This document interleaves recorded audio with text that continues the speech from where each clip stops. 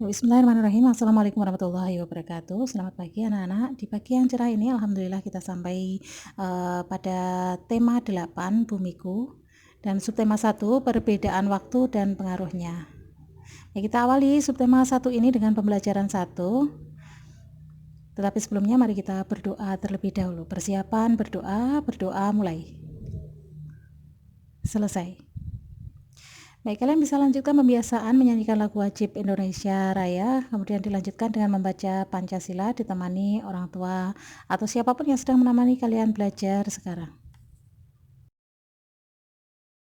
Baik, anak-anak, mari kita awali dengan pertanyaan ini. Kalian bisa lihat pada layar di sini foto yang saya ambil pada siang hari ya. Nah, apa yang dapat kalian lakukan dan lihat ketika siang hari? Ya, pasti kalian menjawab dengan jawaban yang beragam ya. Ada yang bermain, membantu orang tua, kemudian melakukan kegiatan sehari-hari, melakukan ibadah. Kemudian apa yang kita lihat di siang hari banyak sekali. Kita bisa lihat matahari, kita bisa lihat segala hal yang ada di bumi ini pada siang hari karena cahaya matahari menyinari dengan terangnya ya. Sinar matahari menyinari benda-benda yang ada di sekitar kita yang kita lihat, kemudian benda tersebut memantulkan cahaya tersebut ke mata kita. Waktu siang akan terus berjalan sehingga akhirnya akan berganti malam. Begitu seterusnya. Nah, apa yang dapat kalian lakukan dan lihat ketika malam hari? Iya, benar. Di malam hari kita melihat bulan, bintang, gelap. Lampu-lampu mulai dinyalakan. Malam hari adalah waktu untuk beribadah, belajar, kemudian beristirahat. Tidak ada manusia, tetapi hewan juga mencari tempat peristirahatan di malam hari, kecuali hewan nokturnal yang mulai mencari mangsa di malam hari. Begitu seterusnya, esok hari akan datang lagi pagi, siang, kemudian malam. Nah, apa yang menyebabkan siang dan malam? Mari kita cari tahu. Kita akan jawab pertanyaan-pertanyaan berikut ini. Mengapa ada siang dan ada malam? Apakah matahari itu bergerak sehingga ia terbit dan tenggelam? Bumi atau mataharikah yang sesungguhnya bergerak? Baik, sekarang kita akan belajar tentang proses terjadinya siang dan malam di bumi. Peristiwa siang dan malam merupakan fenomena alam abadi yang dialami oleh makhluk hidup yang tinggal di atas planet, terutama di planet bumi. Dari permukaan bumi, kita mengalami waktu siang pada saat matahari terlihat dan malam menandakan ketidakhadiran matahari di langit. Tahukah kamu apa yang menyebabkan peristiwa siang dan malam? Nah, peristiwa siang dan malam merupakan salah satu akibat dari rotasi bumi. Rotasi bumi adalah perputaran bumi pada porosnya.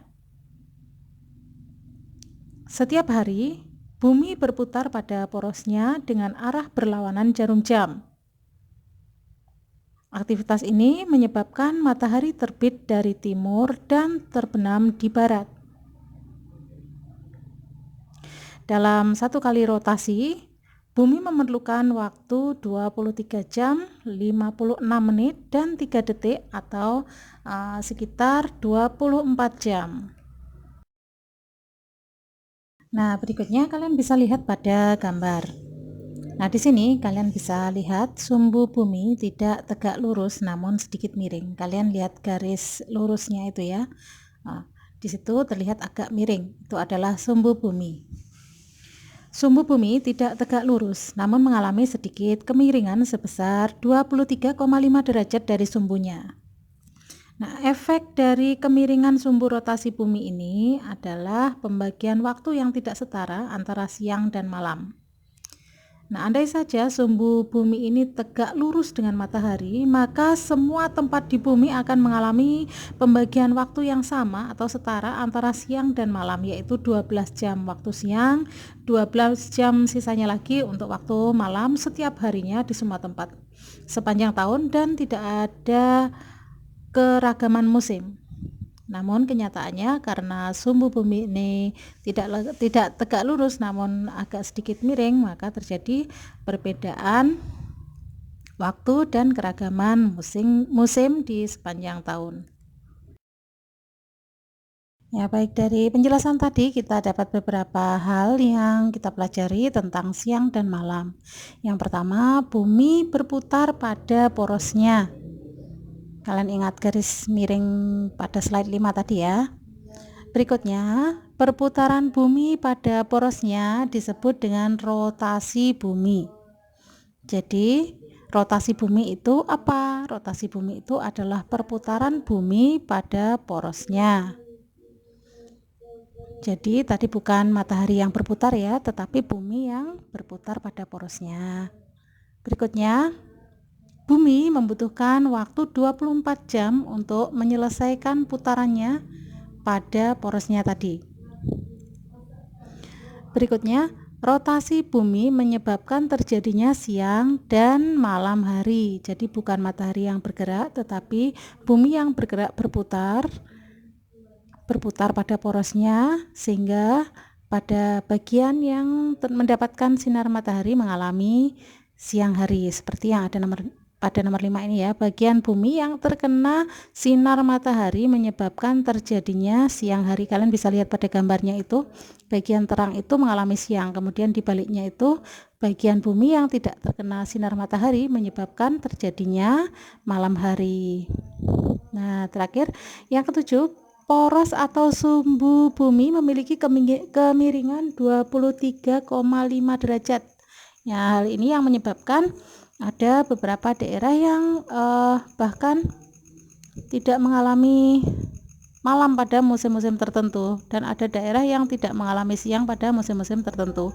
Kemudian waktu siang dan malam berbeda karena kita di Indonesia berada di garis khatulistiwa, tepat terkena paparan sinar matahari ya.